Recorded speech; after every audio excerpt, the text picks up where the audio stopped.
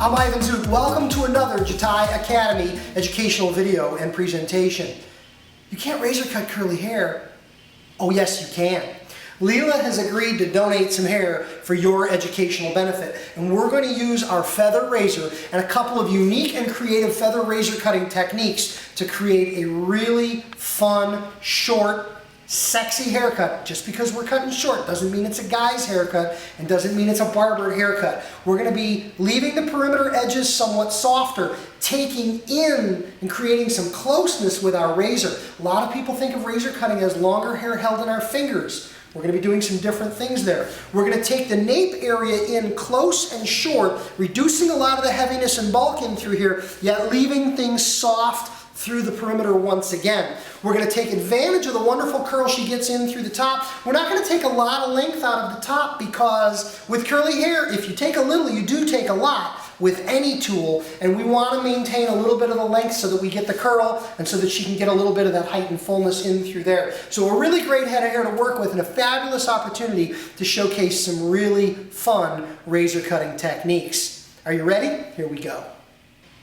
It's time to razor cut. First thing we do is we get rid of the old blade. Feather features the unique no-touch blade changing system. The feather blade disposal case, the razor goes in, the handle pulls away, the blade drops down into the case safely, and it's gone. We pick up a tray. This is our tray of traditional feather razor blades, and we remove a blade installed in the razor. Never had to handle or touch the razor. They're really, really sharp. They've got the built-in safety guard, safe for me and safe for the client. Amazing haircuts can be created with it.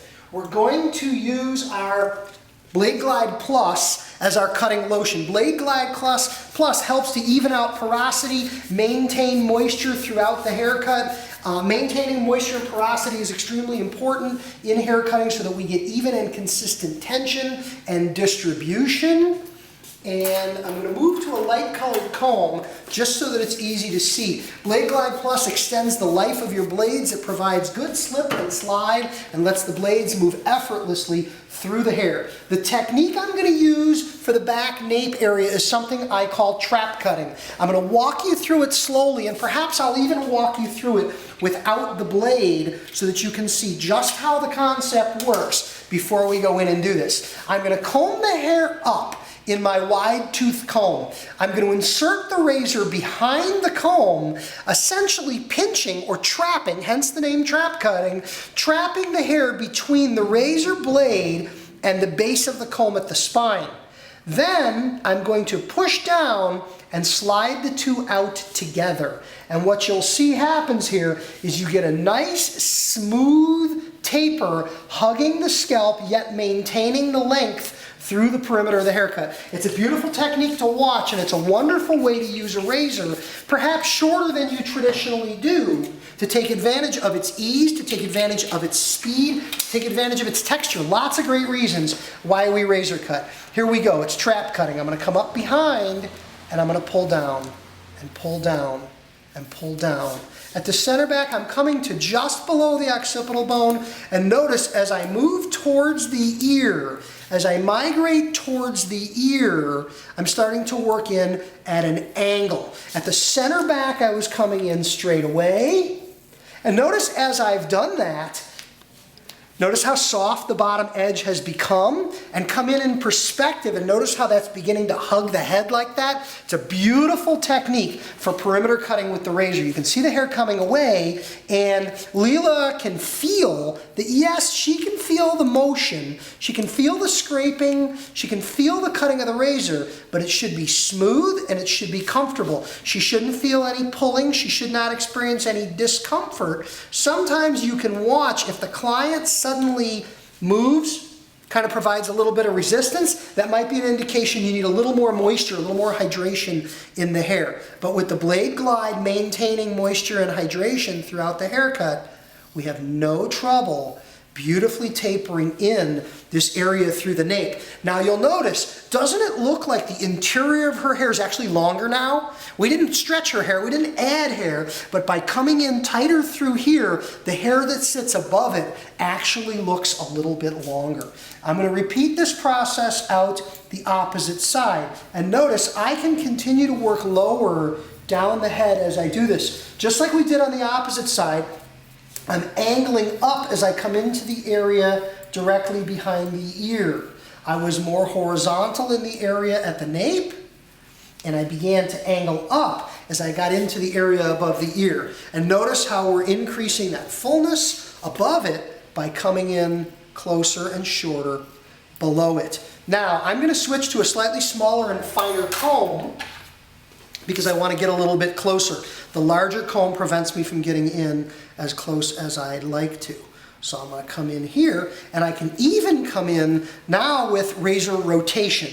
I called the technique you were seeing first trap cutting, and as I clean up some of the hair that's cut away, notice how soft those edges stay and how nicely, and I can cross-check this like I would any other haircut, and look at the line I've built. There's the line. Look how nice and soft that is. Look how beautifully that lays in. We cross-check just like we would with scissors. We can see what we're getting in that haircut. Opposite side here.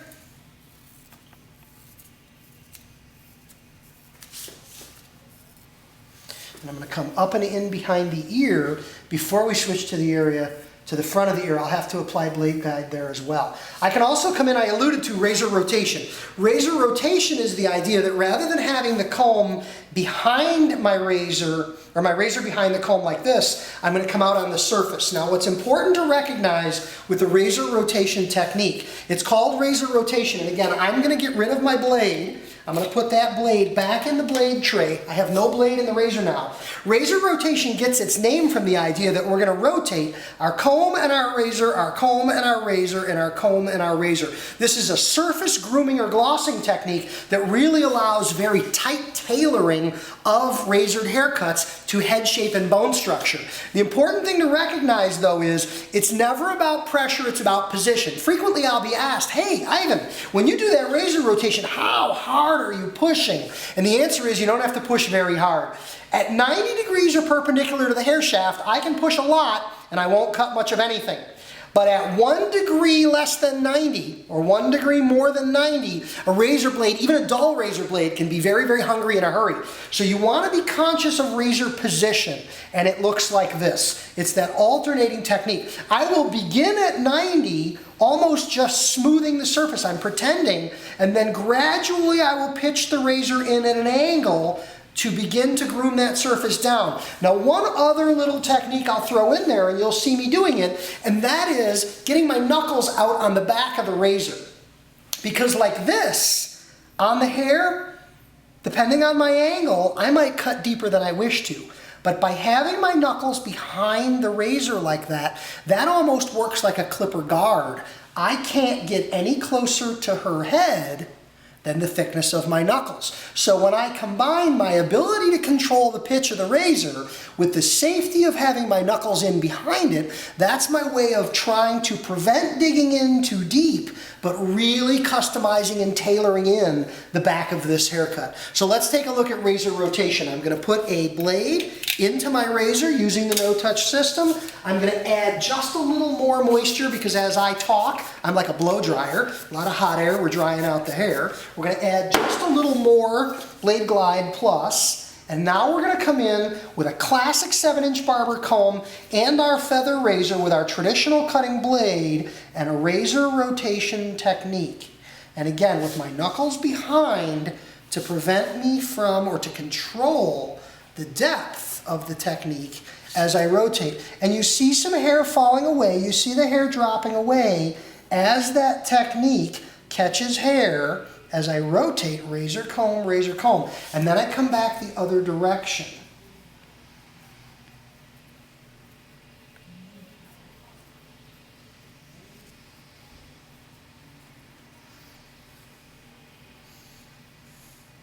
One other great little idea, something you might wish to try, and that is using our texturizing blades for both trap cutting or our razor rotation technique. The feather texturizing blades are safe in the box.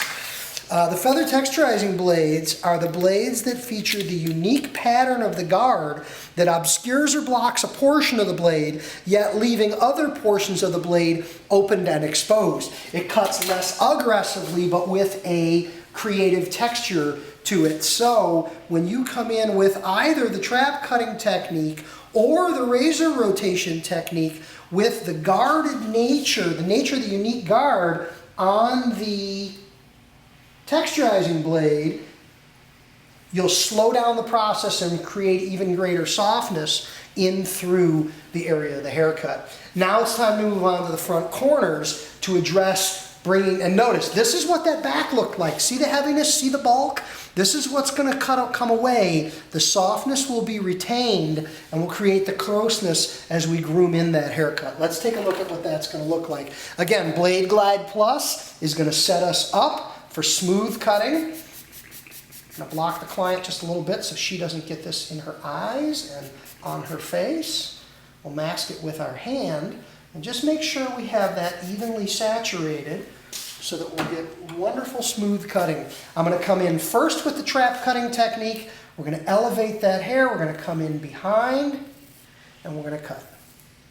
And notice, I drag that down, and you see the hair coming away and falling away. You see this is starting to wisp and soften out beautifully.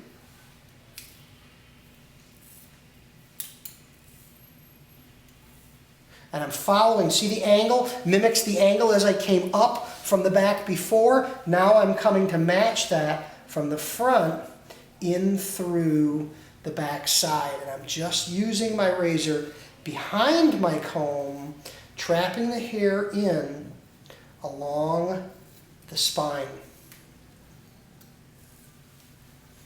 When I'm happy with the degree of bulk that I've removed in that way, I can also come in on the top with my razor rotation. And once again, with my fingers behind the razor to serve as my guard to regulate or control the depth that I allow that razor to come in by protecting the back of the razor with my hand.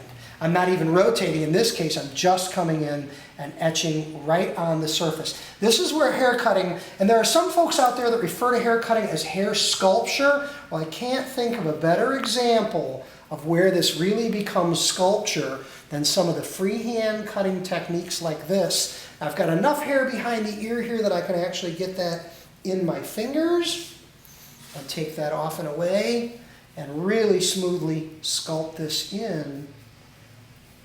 And just like my comb protected my client in this case, my back finger protects my client from the razor getting in too close or too deep.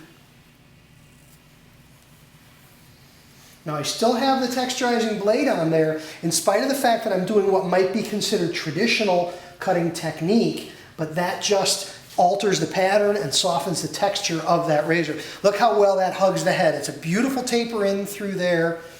And we'll come in and we'll do some detailing with shears in just a few minutes to finish that off. But compare it to the opposite side. This is the side we haven't cut yet. Look at in through here, that heaviness and that bulk. That's where the majority of our sculpting is going to come in that area right there. Once again, I'm going to mask my client. I'm going to apply the Blade Glide Plus. It's my Chicago accent getting in the way. And once again, with my razor, I'm going to come in using the trap cutting technique. And notice I come in high and I move my way down low. And I tailor that in. And notice how it softens up, wisps up.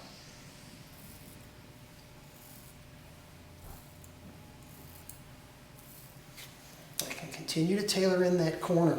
Now you'll notice as a right-handed hair cutter, Leela's left side is my easy side because I have that natural positioning. I had to work a little harder on the right-hand side. Why I cut the right-hand side first, knowing that'll be my tougher side. This will be the side that's easy. So what I create on one side, I can replicate on the other. The replicate side will be my easy side. Again, trap cutting, I'm following the parietal ridge, the crest line, the widest point of the head as I come around I'm following that head shape into the bottom, and like I did on the opposite side now, I can grasp that with my fingers and etch some of that off.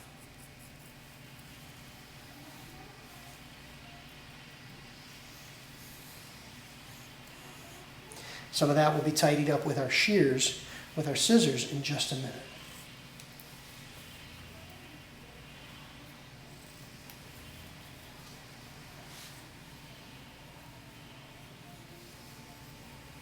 And again, that whole area there, we unloaded the heaviness, the weight, and the bulk from that portion of the haircut. Now we're going to move into our scissor cutting to tidy up and detail some of this perimeter before we blend up into the top and check and declare this a good finished piece of work.